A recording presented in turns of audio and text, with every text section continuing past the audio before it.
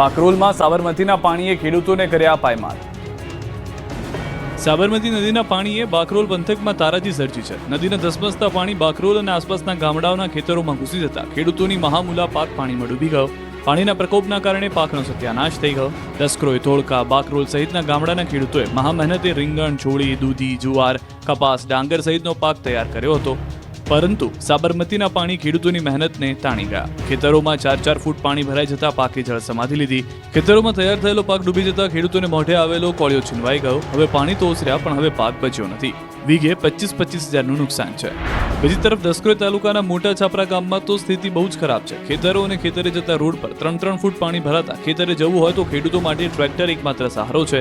1-2 ખેતર નહીં, 70-70 ખેતરોમાં સાબરમતીના પાણીએ કહેર મચાવ્યો। અંદાજે 100 વીઘાથી વધુ જમીનના પાકનો કચ્ચરઘાટ નીકળી ગયો।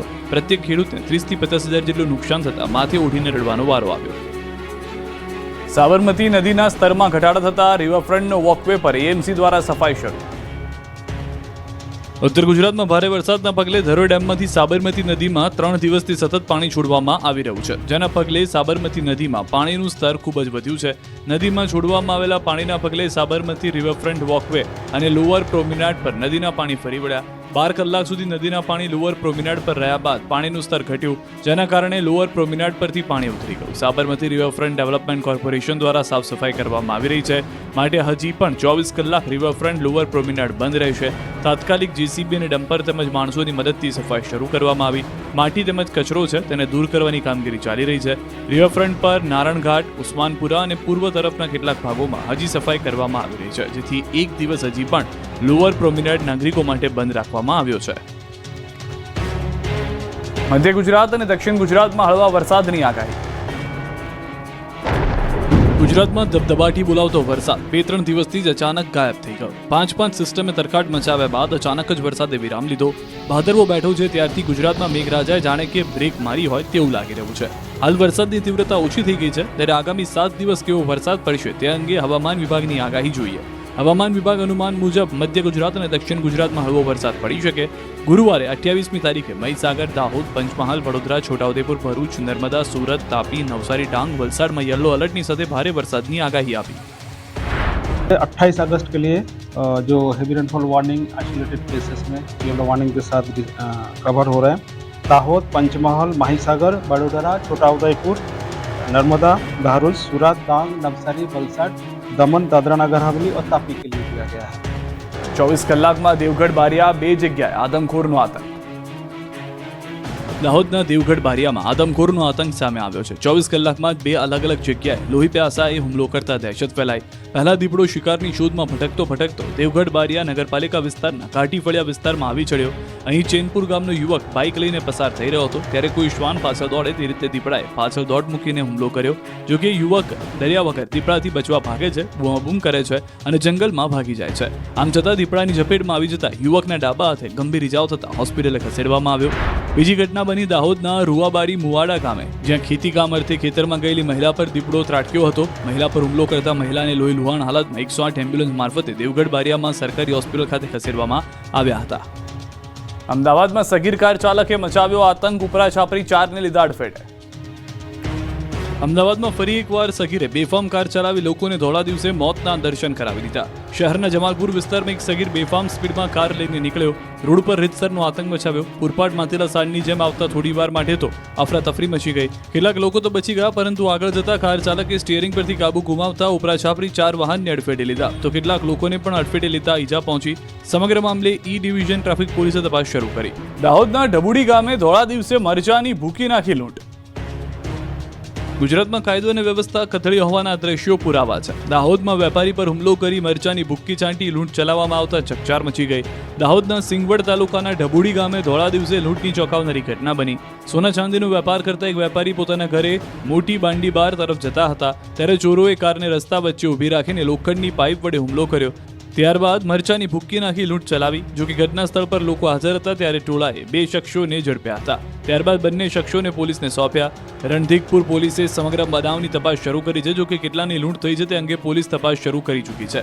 લૂંટારુએ વેપારીની કારમાં તોડફોડ પણ કરી છે। હાલ તો આ ઘટનાને લઈને દહેશત ફેલાઈ છે। અરવલ્લીમાં દંપતીએ નદીમાં ઝંપલાવ્યું તો જૂનાગઢમાં યુવકનું ડૂબતા મોત। અરવલ્લીના માલપુર પાસેની વાત્રક નદીમાં પરિવારે જંપ લાવી આપઘાતનો પ્રયાસ કર્યો. એક દંપતીએ બાળક સાથે નદીમાં જંપ લાવતા પતિનું મોત થયું છે. આ અંગેની જાણ થતાં જ મોડાસા નગરપાલિકાની રેસ્ક્યુ ટીમ ઘટના સ્થળે પહોંચી પત્ની અને બાળકને નદીમાંથી બહાર કાઢી હોસ્પિટલ ખસેડાયા. પ્રાથમિક તપાસમાં ઘરકંકાસના કારણે નદીમાં જંપ લાવ્યાનું બહાર આવ્યું. સમગ્ર મામલે માલપુર પોલીસે વધુ તપાસ હાથ ધરી. તો ધોળકાના સરોડા ગામે સીમ વિસ્તારમાં ફસાયેલા 2 લોકોનું ધોળકા નગરપાલિકા ફાયર ટીમે રેસ્ક્યુ કરી હેમખેમ બહાર કાઢ્યા. 1.5 કલાકની ભારે જહેમત બાદ બહાર 2 લોકોને ધોળકા નગરપાલિકાની ટીમ દ્વારા કાઢવામાં આવ્યા. ધોળકા મામલતદાર, TDO, ગ્રામ પંચાયત, ધોળકા રૂરલ પોલીસ સહિતની ટીમો રેસ્ક્યુ કરવા ખડે પગે રહી. લોકોને બહાર કાઢતા ગામ લોકોને તંત્રે હાશકારો અનુભવ્યો. ઉમરગામમાં ખાડાની પૂજા કરી કોંગ્રેસે ખખડધજ રોડનો કર્યો વિરોધ. વલસાડ જિલ્લાના ઉમરગામમાં ખરાબ રોડ રસ્તાને લઈને કોંગ્રેસ દ્વારા વિરોધ કરાયો. વલસાડ જિલ્લામાં વરસાદી માહોલને કારણે શહેરી અને ગ્રામ્ય વિસ્તારોની સાથે નેશનલ હાઈવેની હાલત પણ ખરાબ થઈ ગઈ છે. શહેરોમાં રસ્તાઓ પર મોટા ખાડા પડી જતા લોકોએ હાલાકીનો સામનો કરવો પડે છે. કોંગ્રેસ દ્વારા રસ્તા પર બેસી ખાડા પૂજન કરવામાં આવ્યું અને રોડ પર પડેલા ખાડામાં વૃક્ષારોપણ કરી પોતાનો વિરોધ નોંધાવવામાં આવ્યો. કોંગ્રેસના કાર્યકર્તાઓ અને અગ્રણીઓએ ખરાબ રસ્તાઓ અને રસ્તા ઉપર પડેલા ખાડાઓને રિપેર કરાવી અને નવા રસ્તા બનાવવાની માંગ સાથે એક રેલી પણ યોજી. આ રેલી શહેરના વિવિધ રસ્તાઓ પર નીકળી જેમ જ રોડની આવી જ પરિસ્થિતિ રહી તો આગામી સમયમાં કોંગ્રેસ ઉગ્ર આંદોલન કરશે તેવી ચીમકી પણ ઉચ્ચારી છે. વાપી અને છોટાઉદેપુરના રોડ બન્યા ચંદ્રની સપાટી જેવા. रोड सेफ्टी और रोड एक्सीडेंट से रिलेटेड बहुत ही हैजार्डस रोड बन गया है. एक्सीडेंट होता है, गाड़ियाँ रुक जाती हैं, गाड़ियाँ ब्रेक डाउन हो जाती हैं. यहाँ पे हमें उल्टा घूम के आना पड़ता है, दूसरे रास्ते से आना पड़ता है. ખાડા જ એટલા છે કે ગાડી ક્યાં ચલાવવું એ જ નથી સમજ પડતી, કારણ કે આમાં 108 અમારે દર્દીઓને લઈ જવું હોય કે ખૂબ ખરાબ હાલતમાં રસ્તો છે. ચોમાસાની શરૂઆતથી જ સમગ્ર રાજ્યમાં રસ્તાઓની ખરાબ હાલત છે. તેમાં રાજ્યના પડોશમાં આવેલા સંઘ પ્રદેશ દાદરાનગર હવેલી પણ બાકાત નથી. દાદરાનગર હવેલીમાં પણ આ વર્ષે ચોમાસાની શરૂઆતથી જ પ્રદેશના તમામ મુખ્ય રસ્તાઓની ખરાબ હાલત થઈ ગઈ છે. શહેરની શાનસમા રિંગ રોડ પરની હાલત અત્યંત ખરાબ છે. એ રિંગ રોડ પર મોટા ખાડાઓ પડી ગયા છે, જેના કારણે અનેક અકસ્માતો સર્જાય છે. ટ્રાફિક જામ અને વાહનોને નુકસાન પણ થઈ રહ્યું છે. આ તરફ છોટાઉદેપુર જિલ્લાના ક્વાંટ તાલુકાના ગોજિયારિયાથી રેણદા બોર્ડર મધ્યપ્રદેશની હદ સુધીના 10 કિલોમીટર રસ્તા ખૂબ બિસ્માર હાલતમાં છે. વરસાદી માહોલમાં રસ્તા પર મોટા ખાડા પડવાને કારણે રહીશો ત્રાહિમામ પોકારી ઉઠ્યા છે. આશ્ચર્યની વાત એ છે કે આ રસ્તો મધ્યપ્રદેશ અને ગુજરાતને જોડે છે. બંને 2 રાજ્યના લોકોના રસ્તાથી હેરાન પરેશાન છે. આ રસ્તો મધ્યપ્રદેશ અને મહારાષ્ટ્રને રાજ્યને પણ જોડે છે. મધ્યપ્રદેશના લોકો ક્વાંટ ખાતે રસ્તા ઉપરથી આવે છે, ત્યારે ગુજરાત રાજ્યના છેવાડાના ગામો આ બિસ્માર રસ્તાથી પરેશાન છે. જાફરાબાદના મૃતક ખલાસીના પરિવારને મંત્રી મળ્યા, આપી સાંત્વના.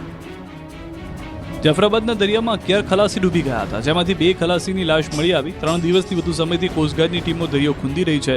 જ્યાં બોટ ડૂબી હતી ત્યાં પણ તપાસ કરવામાં આવી હતી, છતાં ખલાસીઓનો હજુ કોઈ અત્તોપત્તો નથી, જેને લઈને પરિવારજનો ચિંતિત છે. બીજી તરફ 2 ખલાસીઓના મોત થતા પરિવારજનો શોકમાં છે. ત્યારે કેબિનેટ મંત્રી કુંવરજી બાવળિયા જાફરાબાદમાં મૃતક પરિવાર અને લાપતા ખલાસીઓના પરિવારને મળ્યા હતા. રાજ્ય સરકાર તરફથી ખલાસીઓ ઝડપથી મળે તેવા પ્રયાસ કરવામાં આવી રહ્યા